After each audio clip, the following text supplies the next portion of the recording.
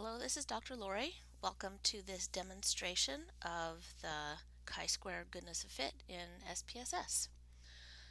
So the first question we've been asked to do, according to your learning guide, is to evaluate the BMI categories for the people in this particular study. And specifically, we want to see if the distribution of the different categories is similar to what was found in another study. So we have some target percentages for each of the categories. Now this is a little bit tweaked. I adjusted this example for what we're going to be doing in this class, so you'll notice there is no underweight category, but we're going to go ahead and do this anyway. So there are actually 4 steps to completing this particular analysis. First of all, the CHIP data does not include BMI as a category. We do have height and weight, but we need to calculate BMI based on that. The second step then is to recode that scale variable into a new categorical classification that has our normal weight, overweight, and obese. And then third, we want to assign the values to that particular variable in the data editor. Finally, the fourth step then is that we can run the chi-square goodness of fit.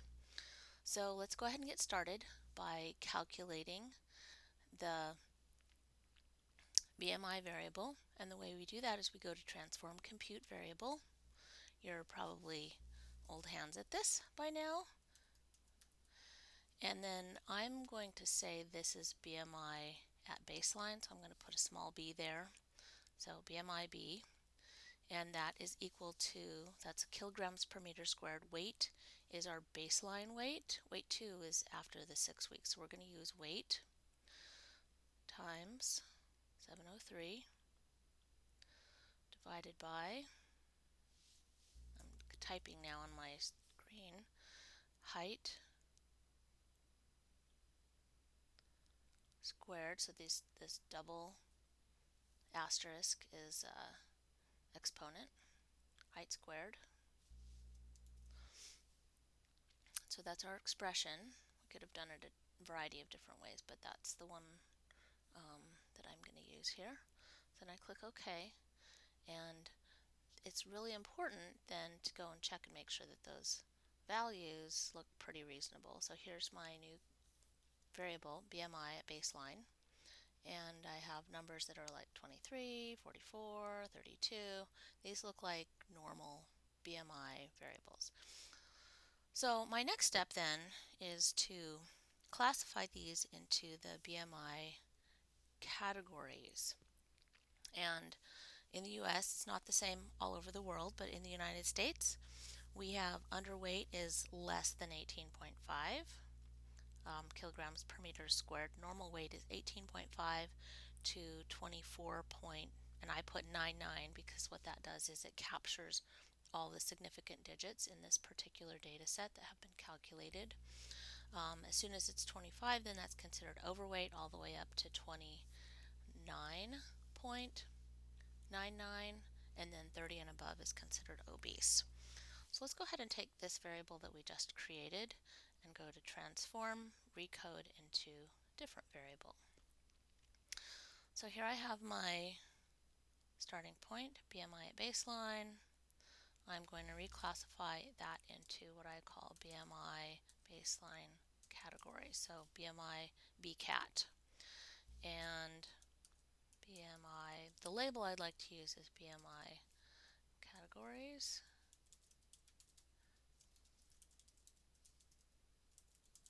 And you'll notice that this label can include spaces and dashes and that sort of thing. The name is actually quite limited in the characters that we can use. We cannot include any spaces. So one of the most important things that people miss is they forget to hit this little button called change. So I just hit that. And you'll notice that the BMI baseline categories just showed up over here on the left-hand side, though. So that's a good way to check.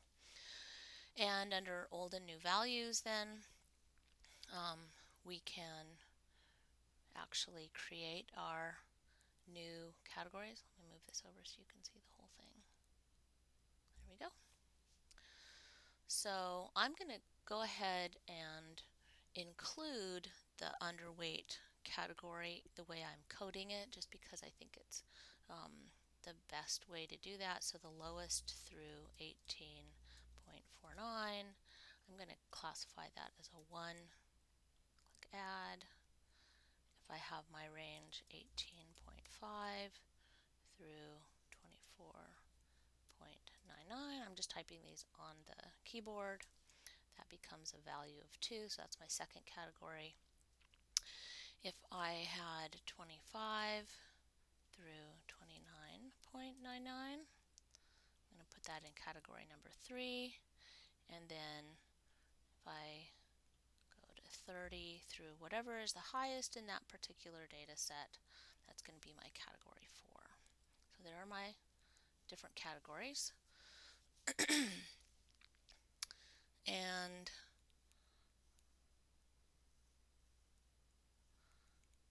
essentially what we're doing is we're combining the underweight and normal weight for this particular analysis. Oh, I did want to talk a little bit about why I use the numbering system 1, 2, 3, and 4 rather than some other way, like actually classifying them as underweight, normal weight, overweight, and obese.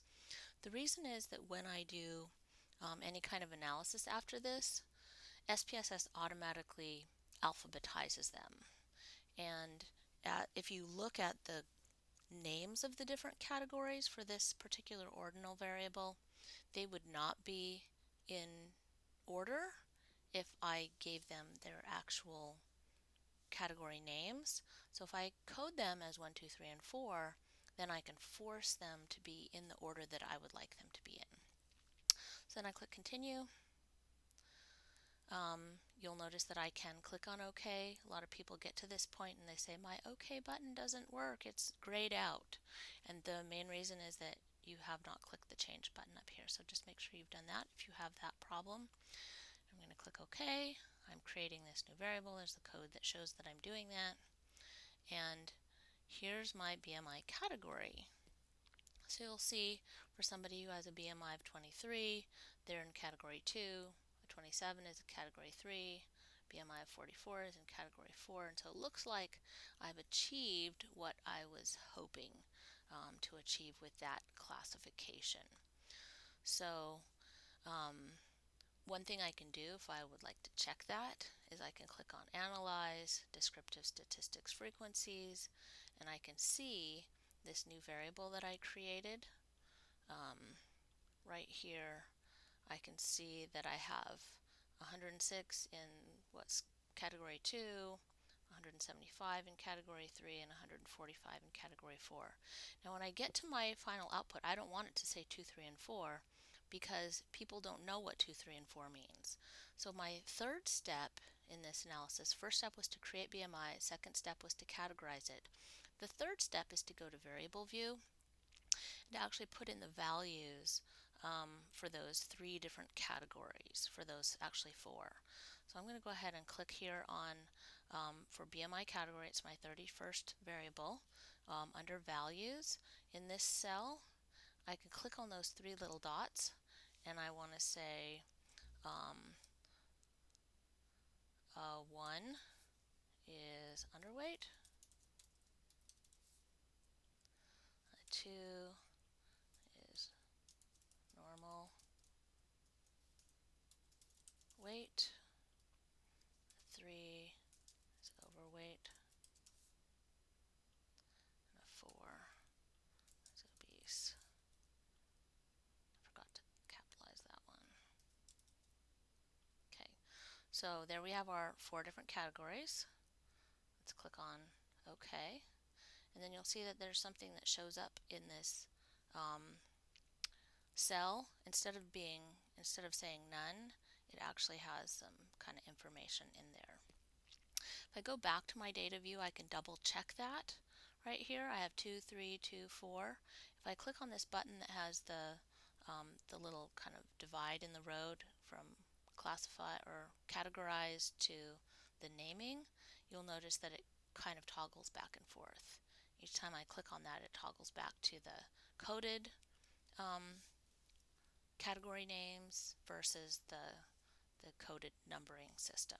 And again, I used the numbering system so that I would force it to be in a specific order in my particular output. So now that we have the variable that we need, now we can actually do the chi-square goodness of fit test.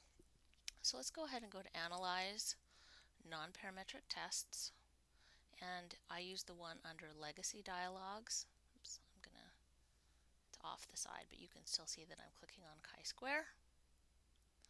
So there's my chi-square dialog box. I would like to use my new category variable that I created, and I don't want to test whether all categories are equal. That is a common thing that we test, so they've given us that option. But I want to actually put my own in. And so my first category is the normal weight category, and here I have 29%.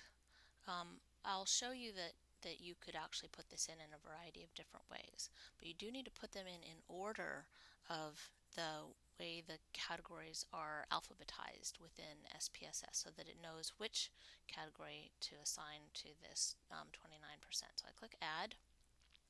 My next category, overweight, I want to see if that's 35% of my data set, and then the third category, obese, is 36. So you'll see that those are in order of my categories that I have entered into SPSS: normal weight, overweight, and obese.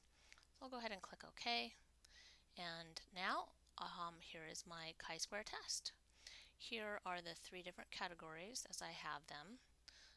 The observed count for each of those categories, and then because I have 426 total participants in this particular data set, I could actually take that 426 and multiply it by 0.29, and I should come up with 123.5. Now this is rounded, I think it's 4 something, but it rounds it rounds up.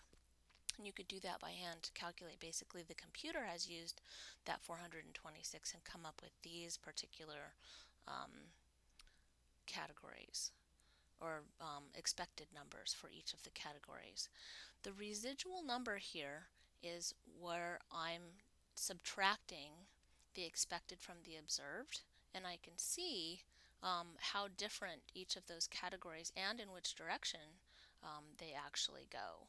So normal weight, I had less than what was expected.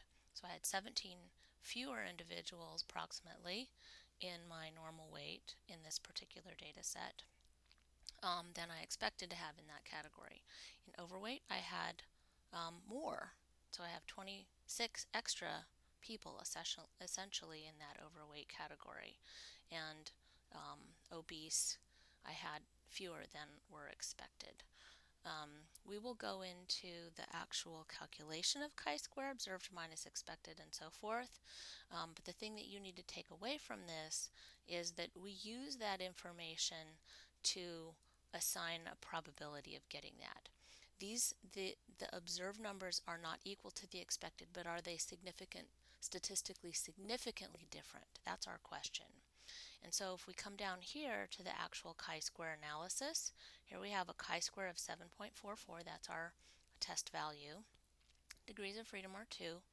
And my p-value, called here significance, is 0.02. Now if you had set your significance at 0.05, this is less than 0.05. So we would say that yes, these differences are significant. This looks like our chip data is different from what was found in that other study in terms of what we think the distribution of BMI categories is for adults in the United States. So that is a summary of how to run a chi-square goodness of fit in SPSS. Thank you for joining me.